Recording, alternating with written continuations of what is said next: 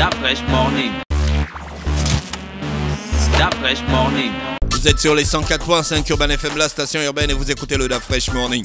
Le réveil matinal, le plus de la capitale, sur la radio, la plus de la capitale ce matin. Dans le Da Fresh Morning, on a monsieur Pierre Mintsa, qui est le secrétaire général du SAPAS, c'est ça, Mosley? Oui, qui est le secrétaire général du SAPAS. Secrétaire, frère. Il est le secrétaire général. Le week-end a été long, Mosley. Oh, plus ou moins, mais bon, il était intéressant. Il y a eu beaucoup plus de repos qu'autre chose. Il y a eu des rebondissements dans ton week-end. Oui, il y a eu beaucoup de rebondissements, il y a eu beaucoup de situations aussi, et puis des retours sur le plan de l'actualité. Mais ce qui nous intéresse ce matin, c'est évidemment notre entretien avec monsieur Pierre Mintsa, qui est le secrétaire général du SAPAS. Tu as fait le sport? Non, j'ai pas fait. Tu es parti courir à la démocratie? Non. Tu as ramassé les plastiques à la plage? Oui, par contre, je suis allé du côté de la plage du lycée national Léomba où le RGDD, le réseau gabonais pour l'environnement et le développement durable, a organisé une énième édition en termes de son programme qui est appelé Libreville Plage Propre. Et nous sommes allés pour mettre la main à la pâte, comme on dit, essayer aussi de travailler, faire en sorte qu'on puisse plus ou moins nous inscrire dans une logique d'activité communautaire, parce que c'est une grande activité. On vous dit qu'aujourd'hui, à ce jour, le RGDG a déjà collecté plus de 18 000 bouteilles plastiques. Donc, comment? 33 000. Donc le chiffre a même évolué. Donc 33 000 bouteilles plastiques, c'est quelque chose d'assez costaud. C'est important qu'aujourd'hui, les Gabonais, dans leur grande majorité, s'inscrivent dans la logique de pouvoir lutter contre le plastique, parce que tout le monde sait que c'est aujourd'hui une matière qui est nuisible pour l'environnement, aussi bien pour les environnements en matière des eaux, donc les mers, les océans et consorts, mais également environnement en termes de terre, parce qu'on vous dit que le plastique se dégrade au bout de 100 ans ou 500 450 ans. 450 ans, c'est énorme. C'est énorme pour une petite matière. Et si un poisson venait à consommer cela, regardez un peu les dégâts que ça peut causer. Donc, La dorade de Da Fresh. La dorade, il manque la dorade. On peut manger la dorade. C'est parce que la dorade a mangé beaucoup de plastiques. Donc elle a des problèmes de fécondité peut-être. Donc il y a tellement... Voilà, il y a tellement de situations qui sont liées à ça, qui fait qu'aujourd'hui, des organisations telles que le RGDD sont leur venue sur le terrain est saluée, parce qu'il faut qu'il y ait une conscience nationale sur la question de la protection de l'environnement, mais également faire en sorte que les populations puissent investir. Nous ne sommes pas allés à l'appel du lycée Léomba parce que souvent on propose des lots ou une cagnotte. Nous y sommes allés parce qu'il fallait que nous présentions notre côté citoyen, notre engagement communautaire, pour pouvoir faire en sorte que cette activité puisse être pérenne. J'espère que le mois prochain, nous serons encore là en bonne santé pour pouvoir aller participer à nouveau, parce que c'est quelque chose qui ne devrait pas être pour un moment, mais de façon continue. D'accord, merci Moslem. Je croyais que tu n'allais pas t'arrêter. Monsieur Mintsa, bonjour. Bonjour, monsieur. Nous parlons des conditions de vie des travailleurs en termes d'amélioration. Qu'est-ce qui se fait actuellement? Actuellement. Merci. Je crois que depuis le début de l'année 2019, c'est la première fois que je suis invité. Oui. Ah bon? Oui. Mais vous êtes un habitué. La dernière fois, c'était en 2018. C'était en 2018. Ah bon? Oui. Donc, il s'est déjà écoulé un an. Ah, mais ça fait quand même beaucoup. Ça fait 5 mois que vous n'êtes pas venu ici. Effectivement. Bon, aujourd'hui, qu'est-ce qui se passe en termes d'amélioration des conditions de vie des travailleurs? Aussitôt nommé le Premier ministre chef du gouvernement actuel, je crois, le 19 janvier 2019, au mois de avril 2019, il a réuni la classe syndicale aux nomades pour donner plus ou moins sa vision par rapport à ce que le gouvernement entend faire dans le sens de l'amélioration des conditions de vie des travailleurs. Et de cette grande rencontre aux nomades, c'était un échange, je peux dire fructueux, en ce sens que ça a permis au gouvernement de comprendre les préoccupations des différents travailleurs que nous sommes dans le cadre des syndicats.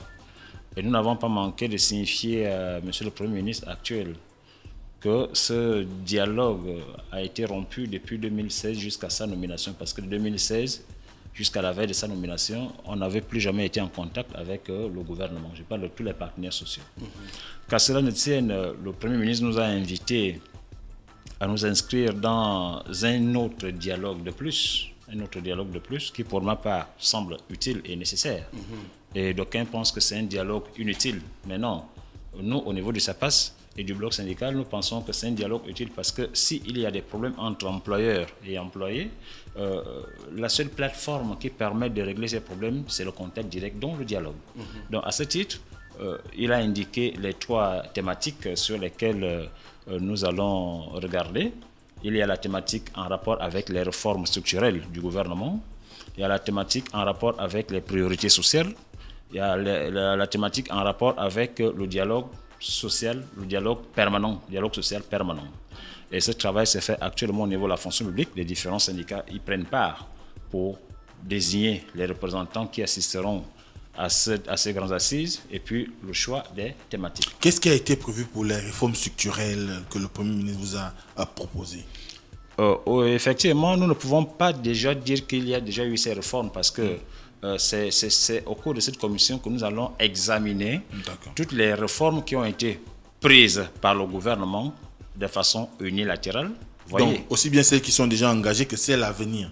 Aussi bien celles qui sont déjà engagées que celles à venir. Donc cette commission permettra donc aux différents membres des syndicats que nous sommes de faire des propositions au gouvernement sur les mauvaises réformes et de faire aussi des propositions sur les bonnes réformes. Parce que dans tout ce qui a été proposé par le gouvernement, il y avait bien les bonnes réformes, mais aussi les mauvaises réformes. Mais monsieur Mita, comment on peut avoir des mauvaises réformes dans la mesure où l'ambition de l'État a toujours été de pouvoir changer un certain nombre de cadres existentiels en ce qui concerne le fonctionnement de la République? Je voudrais dire ceci. Je ne parle pas de l'État parce que moi, je suis un acteur de l'État. Je parle des gouvernants, dont le gouvernement. Les objectifs du gouvernement ne sont pas forcément les objectifs du travailleur que nous sommes. Donc, il faut qu'on se comprenne. Le gouvernement a ses propres objectifs, mais les travailleurs que nous sommes, nous avons nos propres priorités. Vous comprenez? Donc, il n'est pas toujours dit que ce qui a été proposé par le gouvernement retient l'assentiment des travailleurs. C'est 2 classes différentes. Il y a la classe bourgeoise et la classe prolétaire. Et la classe prolétaire, c'est dans l'amélioration de ses conditions de vie. Le gouvernement n'a plus amélioré ses propres conditions de vie. Et pour que ce gouvernement améliore les nôtres, il faudrait que nous-mêmes nous soyons présents et que nous fassions des propositions allant dans ce sens. Dans ces réformes, quelles sont celles que vous jugez mauvaises? Dans ces Des exemples. Des exemples, n'est-ce pas? Vous voyez, en pareille situation, quand le ministre de l'Éducation nationale et de l'enseignement supérieur propose les nouvelles conditions d'attribution des bourses au Gabon, les conditions qui sont axées sur, premièrement, l'obtention du bac à l'âge de 19 ans et puis une moyenne du bac de 12 sur 20. Vous voyez, nous sommes dans quel contexte au niveau du Gabon? Vous voyez, au niveau du Gabon. Donc, ce n'est pas une bonne mesure. C'est pas une bonne mesure. Et nous pensons que la rue ne règle pas le problème. Donc, pour amener les gouvernants à comprendre l'importance de ce qui est juste, ce n'est que pendant la commission. L'une des réformes, c'est cela. Et à ce titre, quelles sont les propositions que nous sommes amenés à faire au gouvernement? Vous voyez, quand on regarde un peu, il faut promouvoir l'excellence. Et vous allez regarder qu'il y a plusieurs types de bourses. Vous avez été étudiant, vous le savez. Il y a plusieurs types de bourses. La bourse locale, elle est de 86 000. Et c'est une bourse qui est attribuée à tous ceux-là qui gagnent le bac au Gabon et qui viennent apprendre à l'université Omar Bongo ou bien à l'USTM ou encore dans les grandes écoles. C'est la bourse nationale, locale. Et vous allez aussi comprendre qu'à partir de cette bourse, qui est de 86 000, un effort qui a été fait, bancarisé d'ailleurs par rapport à notre époque, parce que pour l'apercevoir à notre époque, c'était des grandes bagarres et elle n'était pas à 86 000. On reconnaît les efforts qui ont été faits dans ce sens-là. Mais souvenez-vous, il y a une seule université nationale qui prend presque tout le monde. C'est l'université Omar Bongo. Presque tout le monde. Donc ceux-là qui ont gagné le bac, qui sont de Mabanda, ils arrivent au Gabon, ils arrivent à Libreville. Ils n'ont pas de parents ici. Donc ils vivent avec cette bourse. Ils vivent avec. Donc nous, la proposition que nous faisons, c'est de dire au gouvernement, regardez un peu les enfants que vous envoyez à l'étranger avec les bourses. Et leurs bourses sont tellement différentes que les nôtres. Et qui sont parfois, je voudrais dire, les 3 quarts des bénéficiaires des bourses des enfants qui ont cette bourse et qui vont à l'étranger ne sont pas les enfants de Pierre Minsa, ne sont pas les enfants de la Fraîche que vous êtes, et ainsi de suite. Ce sont encore ceux-là qui ont suffisamment de moyens, qui, par leur combine administrative, arrivent à octroyer des bourses à leurs enfants qui parfois sont minables, qui n'obtiennent pas parfois les meilleures notes au bac. Donc, s'il y a des efforts à faire dans ce sens-là, c'est d'améliorer les conditions d'attribution des bourses au niveau du Gabon pour permettre à un plus grand nombre d'en avoir, mais pour ceux qui vont à l'étranger, que cette condition reste valable. Donc, on ne peut aller en France, au Canada. Ça, c'est logique. Hein. Si moi, j'étais le directeur des bourses, je donnerais la bourse normalement à un enfant de famille nantie. Parce que si le jour qu'il y a un dysfonctionnement de paiement, lui, au moins, ses parents peuvent supporter le temps qu'on attend. N'est-ce pas? Je suis d'accord avec vous. Dans ce cas, on ne respecte plus l'égalité des chances, l'équité. L'égalité des chances. Vous voyez, et aujourd'hui, ce que vous dites peut être vrai, en ce sens que cet enfant-là, qui est issu d'une famille nantie, même sans la bourse de l'État, ses parents peuvent assurer automatiquement sa prise en charge scolaire. Donc, ils peuvent l'envoyer au Canada. Donc, ils n'ont même pas besoin de cette bourse, parce que leurs parents sont nantis. Mais ceux-là qui n'ont pas de parents nantis, qui veulent aller apprendre, qui veulent apprendre, je ne trouve pas la nécessité pour ce gouvernement de fixer ces conditions de nature à perturber l'ordre public sur les enfants qui ne sortent même pas du pays. Est-ce que critérier l'octroi des bourses n'est pas aussi quelque chose de normal? Mais s'il vous plaît, mais nous sommes en train de rentrer dans ces critères. Nous sommes en train de rentrer dans ces critères. Dans ces critères, il faut tenir compte de ceux qui sont à l'université nationale, de ceux qui sont dans les universités nationales au Gabon. Ceux-là ne doivent pas être, cette mesure ne doit pas en principe les concerner. Voyez, donc la bourse qui coûte cher, c'est celle-là qui est octroyée aux enfants qui vont en Europe, aux États-Unis et autres. Même en Afrique, quand vous allez en Afrique, souvenez-vous, voyez, quand vous êtes étudiant boursier gabonais, vous êtes à l'université de Marbongo, il y a un autre étudiant boursier gabonais qui est par exemple à l'université de Paris, les deux n'ont pas la même bourse. C'est la bourse E pour l'Europe et la bourse D. Bon, comprenez donc les différents montants. Donc si on veut alourdir plus ou moins les dépenses en termes de bourse, la bourse locale ne doit souffrir d'aucune contestation. Sur cette question, le gouvernement a décidé de surseoir la mesure. C'est différent. Est-ce que vous êtes sûr que lors de vos discussions dans les commissions, votre proposition pourra trouver la le gouvernement a décidé de surseoir différent de annuler. C'est la raison pour laquelle nous allons une fois de plus faire intervenir cette revendication lors de cette grande rencontre pour que cette décision soit annulée pour tous ceux-là qui apprennent dans les universités nationales au Gabon et que cette décision soit appliquée pour ceux-là qui prétendent obtenir des bourses pour l'Occident. Alors, Monsieur Minsa, comme il n'y a pas que du négatif dans la vie, quelle est la mesure que vous pensez être bonne dans les mesures prises par le gouvernement? Merci. Je voudrais ajouter une autre mesure non favorable. Monsieur Minsa, oui, je vais aboutir. Il faut aussi parler du train qui arrive à l'heure, Monsieur Minsa, pas seulement du train qui arrive à l'heure. Mais effectivement, je suis là pour ça. Un bon syndicaliste, c'est celui qui reconnaît d'abord le bienfait et qui dénonce de plus en plus ce qui a été mal fait. Donc vous n'allez pas me condamner sur cette question. Alors, par exemple, l'opération sur les décotes. 5% pour ceux ayant un salaire supérieur à 650 000 à 1,5 million. 10% pour ceux ayant un salaire supérieur à 1,5 million à 2 millions et plus de 2 millions 15%. Vous voyez? Donc, pour nous autres là, la décote, elle peut être favorable. Dans quel contexte? Il faut qu'on regarde exactement qui est qui dans l'administration publique, qui touche quoi, qui fait quoi dans la vie. Est-ce que le recensement qui est prévu là n'est pas pour arriver à cette situation? Là, vous parlez de quoi? De la bonne ou de la mauvaise, monsieur? Je parle de la mauvaise. Ah, d'accord. La mauvaise en ce sens. Oui, je parle de la mauvaise. Est-ce qu'aujourd'hui, le recensement qui est prévu des agents publics ne va pas permettre d'avoir ce regard propre, clair, juste pour le gouvernement? Pour la petite histoire, il y a eu un recensement en 2009 dont les résultats n'ont jamais été publiés. Le Premier ministre a promis de publier les résultats. Tous les premiers ministres ont toujours fait cette promesse, mais ces promesses n'ont jamais tenu. Deuxièmement, à votre avis, pourquoi ça n'a jamais été publié? Parce que effectivement, les problèmes constatés, rencontrés dans ces différentes opérations ne concernent pas les agents normaux comme vous et moi. Non. Ça concerne les agents qui ne sont pas normaux du tout et qui sont protégés par les mêmes personnes qui engagent des opérations de recensement. Permettez, en 2009, une opération de recensement sans suite favorable. mais ça a coûté beaucoup de centaines de milliards à l'État gabonais. En 2018, pour ne citer que le mois de juillet 2018, avec l'opération de mise en bonne de caisse des agents, voilà, des agents de Libreville, vous voyez.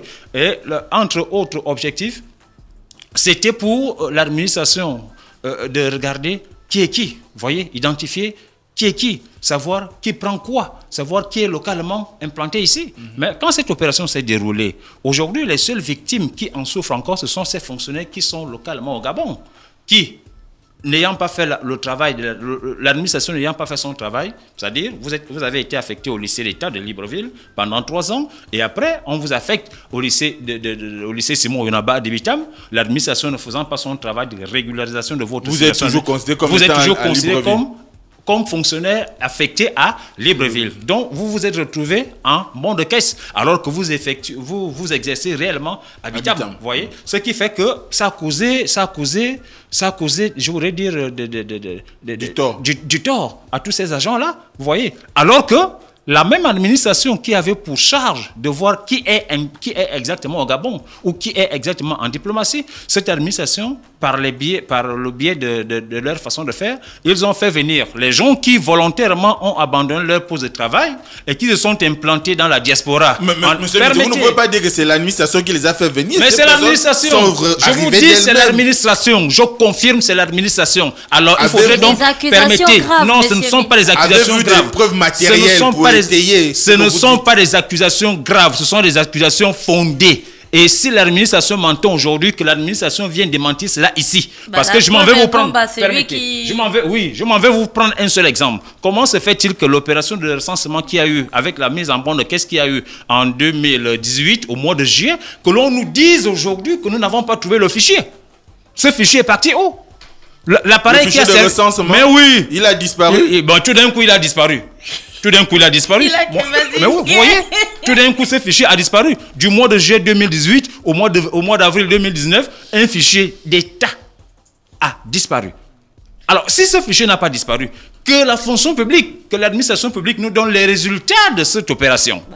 Il y a plusieurs bons de caisse. Je vous assure que ceux qui étaient en Europe, qui sont revenus prendre leur bulletin, leur salaire, sont repartis et leurs soldes, leurs salaires ont été rétablis. Pendant que ceux qui sont au Gabon, qui étaient à Fougamou, n'ont pas toujours retrouvé leur mot de caisse et ne sont même pas encore établis. Mais M. Missa, ce que vous venez de révéler est suffisamment grave. Le fichier qui a permis le recensement des fonctionnaires vous êtes des hommes de médias. A disparu. Permettez, vous êtes des hommes de médias. Je vous oriente vers le ministre de la fonction publique. Allez demander au ministre de la fonction publique de vous présenter, parce que l'administration au Gabon, c'est la continuité.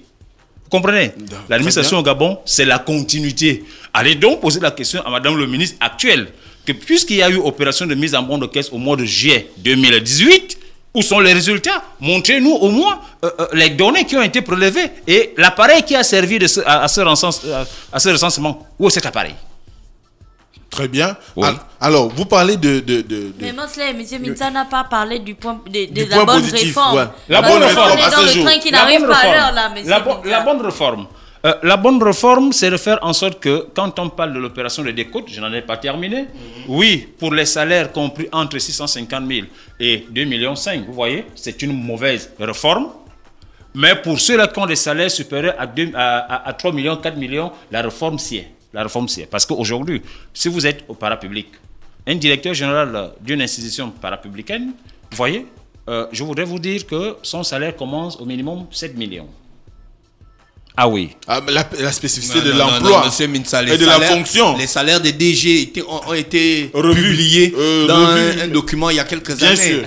Vous dites bien quelques années. Nous parlons donc des années 2009-2010. Très bien. N'est-ce pas? Oui. Alors allez-y aujourd'hui, regardez combien gagnent exactement les DG. Les DG. Attention, là aussi, il faut regarder. Si vous êtes un DG de l'administration publique, votre salaire, c'est votre salaire de base, plus le nouveau salaire de base, plus votre indemnité. Là, c'est quand vous êtes dans une administration publique. Donc, salaire normal plus indemnité. Et ce qui fait qu'il y a une différence entre le salaire d'un DG de l'administration publique et le salaire d'un DG d'une structure privée ou parapublique. Monsieur Mintsa, la spécificité de l'emploi aussi, c'est que quand vous êtes au privé... Même un chef. Vous êtes quand même un patron. Donc, quand vous êtes à l'administration publique, vous n'êtes pas patron. Donc pour être bien patron, il faut être au privé. Mais les objectifs ne sont pas les mêmes, les missions ne sont pas les mêmes. Ah bon? Au privé, c'est le service privé. Au public, c'est le service public. Et quand on regarde bien ce qui se fait, le secteur public est celui qui a beaucoup plus d'expertise et beaucoup d'impact. Vous voyez? Oui, il est vrai que c'est le secteur privé qui nourrit le secteur public. Il est vrai. Mais le secteur privé ne peut exister si le secteur public n'existe pas. Par conséquent, qui dit DG, dit DG. D'accord. Donc vous voulez qu'on les mette au même pied d'égalité. Mais c'est normal. Est-ce que c'est possible? Est-ce que c'est possible, monsieur Pourquoi c'est pas Minta? normal? Pas normal. L'homme de l'administration, il travaille pour l'État. C'est un sacerdoce. S'il vous plaît. Le privé, c'est pas pareil. Le privé, on vit avec les risques tous les jours. Et on vous a dit qu'au public, il n'y a pas de risque. Quel risque? C'est la fonction publique. Tout le monde dit au Gabon que c'est on appelle ça la sécurité de l'emploi, non? Non. Mais Non, alors, s'il vous plaît. Quand vous parlez des risques, il y a des risques aussi bien dans le secteur privé au que dans privé, le on secteur. peut être en faillite à n'importe quel moment de la journée, pas au public. N'est-ce pas? Oui. Mais c'est parce que quand on parle de faillite dans une entreprise qui prospère, c'est de la mauvaise gestion. En réalité, une entreprise qui prospère ne doit en aucun cas parler de la faillite. Si faillite existe, ça veut dire que les gestionnaires n'ont pas été de bonne qualité. C'est tout. Mais j'estime qu'au niveau du Gabon, même si on ne regarde pas seulement les structures qui ne sont pas de l'administration publique, s'il vous plaît, de grâce, nous avons des fortes propositions à faire. Vous et moi, quand nous allons partir à la retraite, pour être retraitable, c'est 15 ans d'activité de cotisation. Non, s'il vous plaît, c'est 15 ans de cotisation continue dans l'administration publique. C'est 25 ans au privé, dans l'administration privée, vous voyez, et vous êtes classé dans le régime général des pensions. Le régime général, ça veut dire votre pension, c'est une pension minable. Par contre, permettez. Par contre, si vous avez été député, ça veut dire que vous n'avez jamais travaillé de votre vie. Votre parent est venu vous chercher dans votre village, là où vous étiez déjà habitué au porc épic et autres, et faire de vous un député. Il vous suffit de faire 3 ans comme député à l'Assemblée nationale. 3 mandats. Non. 3 ans ou 3 mandats. Non. Le mandat, c'est 5 ans. Vous ne faites même pas tout un mandat. Vous faites seulement 3 ans. Et vous bénéficiez d'une retraite parlementaire au titre du régime spécial. Ça veut dire que votre pension est 10 fois plus élevée que vous qui êtes encore en activité. Permettez. Si vous êtes au gouvernement, il vous suffit de passer 30 mois pour bénéficier d'une retraite gouvernementale, même si vous n'avez jamais travaillé. Ça existe, ça? Mais ça existe. Si vous êtes C'était pas spécial pour les premiers ministres. Pourquoi les textes-là ne sont pas mis à la disposition du grand public? Effectivement, parce que les bénéficiaires de ces textes-là, ce sont les mêmes qui détiennent ces textes. Vous pensez qu'un président de l'Assemblée nationale va vous dire exactement combien il gagne? Il va vous dire exactement quelle est sa pension? Il ne pourra jamais vous le dire. Donc, par conséquent, puisque ce sont les textes qui font du mal au reste des populations, donc ces textes ne peuvent pas être brandis par ceux-là qui en sont des bénéficiaires. Et moi, je connais ces choses-là parce que je les fréquente. Donc, mais monsieur Minta, pourquoi vous n'en faites pas un sacerdoce pour amener les populations à être au fait de toutes effectivement, ces ça fait partie. Quand je parle des décotes, vous voyez, l'opération de décote 5, 10, 15% n'est pas soutenable quand il s'agit des salaires entre 650 000 et 2,5 millions. Par contre, l'opération de décote peut s'orienter vers ceux-là qui sont dans les régimes spéciaux, et ainsi de suite. C'est la raison pour laquelle nous allons prendre part à ce énième dialogue qui a été convoqué par le Premier ministre pour qu'on donne les pistes de solution. Monsieur Minta, vous êtes dans les affaires sociales. Actuellement, les fonctionnaires gabonais, depuis un mois, souffrent d'une situation. La non prise en compte par les assurés CNAMG dans les hôpitaux publics. Oui. Quelle est votre lecture en tant que syndicat de la prévoyance sociale ou des affaires sociales? Effectivement, c'est une question importante qui nous préoccupe tous. Premièrement, il faut aller du fait que quand la GNAM-JS est arrivée au Gabon, vous voyez, qui devient un modèle aujourd'hui, on avait du mal à nous inscrire. La GNAM-JS venait chez nous pour notre immatriculation. Nous, on disait, non, c'est encore une affaire du PDG. Parce qu'on n'avait pas encore compris l'importance de la GNAM-JS. Ce qui fait que, avec les personnes qui ont quand même fait leur immatriculation à l'époque, tout le monde était dans le fonds gabonais économiquement faible. Tout le monde. Les étudiants que vous étiez à l'époque, vous êtes dans Gabonais économiquement faible. Maintenant que vous êtes en activité, non, ça a changé. Ça a changé. Oui. Dieu merci, vous êtes un bon citoyen. Alors aujourd'hui, ce qui se passe, c'est que les gens ne comprennent pas que la GNAM-JS est en train de mourir à petit feu. Pas parce que la GNAM-JS veut mourir, parce que la tutelle veut tuer la GNAM-JS. Comment la tutelle, laquelle? Je m'en vais vous expliquer. Ou le directeur? Vous êtes dans beaucoup d'accusations ce matin. Non, ce ne sont pas des accusations. Moi, je vous cite les faits réels. Comment comprendre? Vous voyez, Si aujourd'hui les hôpitaux et les pharmacies refusent la prise en charge des usagers, ça a été rétabli. Des hôpitaux publics, monsieur Minta, surtout. Il y a eu une communication, le ministre a dit que ça a été rétabli. Permettez, le ministre est politique, moi je suis social, je suis sur le terrain. Donc, ministre et moi, nous ne sommes pas au même diapason. Le ministre parle des problèmes gouvernementaux, moi je parle des vrais problèmes qui touchent les populations. Aujourd'hui, merci. Vous voyez, qu'est-ce qu'on appelle quote-part? Le ministre ne vous dira jamais pourquoi quote-part. La quote-part, quand elle est distribuée par la GNAM-GS vers les structures hospitalières ou pharmaceutiques, vous voyez, surtout les structures hospitalières, donc les structures publiques, hôpital général, hôpital de Vendo, hôpital de Mélène, hôpital d'Angondje, Jean Ebori, ainsi de suite. Les quote-part ont un triple objectif. Je m'en vais donc vous les citer. Premièrement, la distribution des quote-part dans les hôpitaux publics, c'est pour le fonctionnement des hôpitaux. C'est-à-dire un plus sur le fonctionnement des hôpitaux. Ça veut dire que dans quote-part, on doit automatiquement avoir la part qui revient au premier soin. Non, pas budget de fonctionnement, au premier soin. Donc, si vous êtes malade, vous allez à l'hôpital général. La seringue qu'on vous demande encore d'aller acheter, elle est déjà payée par la GNAM-GS. Donc, c'est dans le fonctionnement. Deuxième objectif, c'est qu'avec la quote-part, il y a ce qu'on appelle l'investissement. Vous voyez? Donc, ça fait le troisième objectif. S'il y a un reste de la quote-part, c'est en ce moment-là qu'on peut parler de la distribution des petites primes de rendement. Mais aujourd'hui, quand ces médecins font des grèves là, ils vous disent quoi? Ils vous disent que la GNAM-GS n'a pas encore payé leur quote-part. Alors que quand vous y allez, il n'y a pas d'investissement. Il n'y a pas d'investissement qui est fait par les quote-part. Il n'y a pas le fonctionnement qui est fait par les quote-part, mais tout ce qu'on veut, on veut brandir aux populations, c'est les primes. C'est les primes, premièrement. Donc, c'est un comportement de nature à tuer la GNAM-GS. Mais le ministre n'en parle pas, permettez. Le ministre n'en parle pas. Alors, deuxièmement, je suis agent public, comme vous. Vous êtes prélevé chaque 25 par le Trésor. Mais il y a la part salariale et la part patronale. Les seuls fonds qui sont directement versés à la GNAM-GS, ce sont les fonds des salariés du secteur privé. Agent public que je suis, les fonds prélevés pour moi chaque fin du mois n'arrivent jamais dans la GNAM-GS. Monsieur Missa, ça n'arrive jamais. Vous avez les documents qui attestent ça n'arrive jamais. Puisque les fonctionnaires sont prélevés à la source. À la source, donc à la solde. Ça n'arrive jamais. Que quelqu'un vienne me dire ici que l'État a déjà versé. L'État doit de part. Monsieur Minta, la preuve incombe au demandeur si c'est vous qui dites. C'est vous qui devez apporter la preuve. Mais les gens qui écoutent, qui peuvent démentir, n'ont qu'à venir faire un débat ici sur vos antennes. Vous représentez la RFI du Gabon. Et si on nous poursuit, monsieur Minta, c'est pas vous qui le dites, c'est moi qui le dis. Ça veut dire que le gestionnaire des finances publiques doit venir ici me dire. Très bien. Minta, pourquoi ça n'arrive pas? Mosley, dernière question. Mais pourquoi ça n'arrive pas? Oui. Mais effectivement, pourquoi ça n'arrive pas? Une fois de plus, la KBC. Est-ce que les syndicats, le SAPAS en particulier, qui est déjà dans le ministère de la Santé, a eu à rencontrer quand même le ministre pour parler de ces questions-là? Parce que ça pénalise des agents publics qui ont des problèmes de santé. L'auteur revient au gouvernement tout entier. C'est le gouvernement qui a amené l'histoire de prélèvement obligatoire comment on appelle ça, à la source, mais sans verser ce qu'on nous prélève chaque fin du mois, ou bien ce que l'État doit verser à la GNAM-GS, c'est un problème. Et puis, quand vous créez par exemple une taxe de solidarité, une taxe ce n'est pas un impôt. Aujourd'hui, dans la CSS, la C2S. Vous voyez, tous les achats que vous faites dans les grands magasins, quand vous prenez votre salaire, il y a la C2S. Mais la C2S là, c'est prélevé par qui? Par les impôts.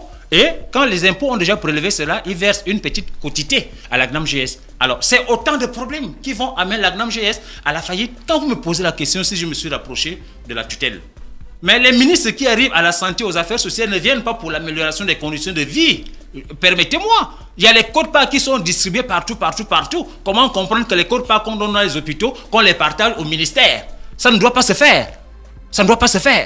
Est-ce que vous avez vu ces quote-part c'est partagé au ministère, monsieur Minta? Vous pensez que quand je parle, je ne sais pas de quoi je parle? Mais les ministères, ils vont ressortir et ils vont faire une communication où ils vont vous demander de prouver ça. C'est des accusations qui partagent l'argent. Il n'y a aucune accusation mensongère dans ce que je dis. Aucune. Je continue à le dire, aucune. Ce sont des réalités. Vous voulez dire que la Il est dernière... exactement 10h05. Nous avons largement dépassé le temps. Monsieur Mintsa, on aura l'occasion de vous recevoir encore dans notre émission. Surtout que... Ça faisait 5 mois que monsieur Mintsa n'était pas arrivé ici. À chaque fois qu'il passe ici, on se rapproche un peu plus de la prison. Restez connectés sur les 104.5 Urban FM, la station urbaine. Da Fresh Morning.